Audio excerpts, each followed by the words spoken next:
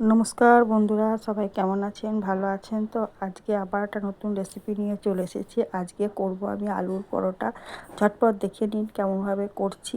আর এটা আপনারা কিন্তু আচার দিয়েও খেতে পারেন বা সস দিয়েও খেতে পারেন।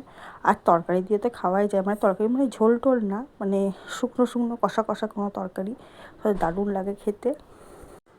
এবার দেখে নিন ঝটপট আমি কিভাবে করলাম আলুর পরোটাটা, আর খুব সহজ উপায়েই করে দিলাম। একটুখানি কাঁচা লঙ্কা কুচি কুচি করে কেটে নিয়েছি, রসুনটা কুচি কুচি করে কেটে নিয়েছি, লেবুটা 3 পিস, আর একটু পেঁয়াজ নিয়ে নিয়েছি কুচি কুচি করে, দেখেই নিলেন। আর ময়দাটা নিয়েছি, ময়দাতে অল্প একটু নুন দিয়েছি, তেল দিলাম, আর একটু লঙ্কা গুঁড়ো দিয়েছি দেখুন।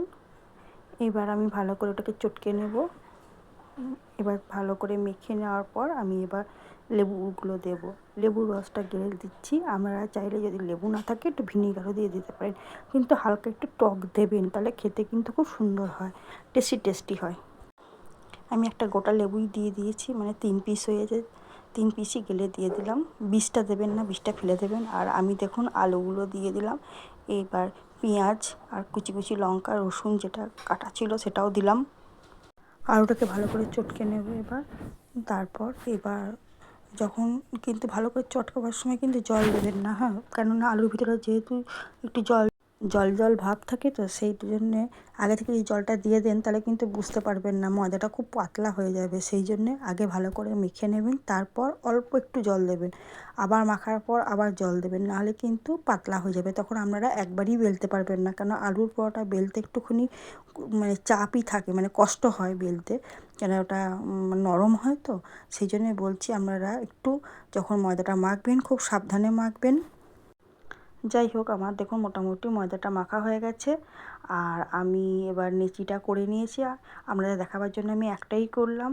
আর এটা পরোটাটা ভালো করে সেঁকে নিলাম। আমি বেলেঞ্চি দিয়েই করেছি, যদি আপনারা বেলা দিয়ে না পারেন করতে, আমরা হাত দিয়েও আস্তে আস্তে চাপ দিলে ওটা বড় হয়ে যাবে, আপনারা ওইভাবেও বেলে নিতে পারেন। যাই হোক, এবার আমি দেখুন অল্প তেল দিলাম, ভালো করে আগে সেঁকে নেবেন, তারপর তেলটা দেবেন। তারপর দেখুন আমি কিভাবে ভেজে নিলাম আস্তে আস্তে। আর খুব হাই ফ্লেম করবেন না, তাহলে ভিতরটা কাঁচা থেকে যাবে আর বাইরেটা পুড়ে যাবে। সেই জন্য হালকা আছে এটা ভালো করে এপিট ওপিট ভালো করে সেঁকে নেবেন। আমার ভিডিওগুলো যদি ভালো লেগে থাকে তাহলে আপনারা অবশ্যই একটা করে সাবস্ক্রাইব করবেন, শেয়ার করবেন, কমেন্ট করবেন। আর আমাকে অনেক অনেক ভালোবাসা দেবেন আর আমার পাশে থাকবেন।